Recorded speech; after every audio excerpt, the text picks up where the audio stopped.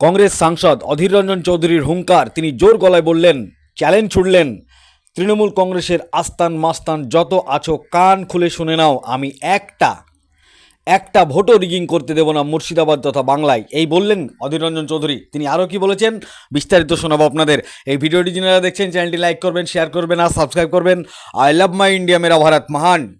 আবার বলে রাখছি, কোনো চিৎকার চেঁচামেচিতে এই বহরমপুর শহরে একটা মানে একটা ভোট আমি রিগিং করতে দেব না, একটা ভোট ফলস ভোট করতে দেব না।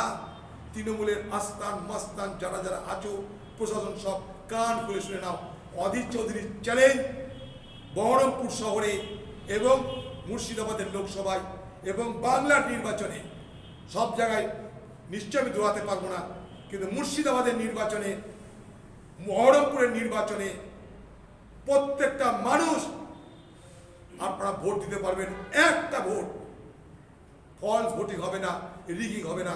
আমার প্রশাসনকে এবং তৃণমূলের নেতাদের চ্যালেঞ্জ চ্যালেঞ্জ চ্যালেঞ্জ।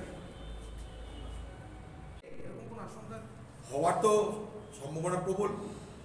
এখন কে কোথায় কি দিন বেঁধে দিচ্ছে জানি না। আমাদেরও একটা জাতীয় পার্টি, আমাদের তো সকলের সঙ্গে আলোচনা করে করতে হবে। দিল্লি রাজ্য সর্বভারতীয় প্রেক্ষাপটে আলোচনা করে করব। আমি তো প্রথম দিন থেকে বলেছি যে আমি জোটের পক্ষে, কারণ এর আগেও আমি 2016 সালে জোট করেছি। আমার কথার মধ্যে কোনো ব্যর্থকতা তো নেই। এখন আমাকে পার্টি করতে হয়, সর্বভারতীয় পার্টির সিদ্ধান্ত কি হচ্ছে আমাকে জানানো হবে, তারপর আমি জানিয়ে দেবো। কিন্তু আমি জোটের পক্ষে, আমি স্পষ্ট করে বলেছি।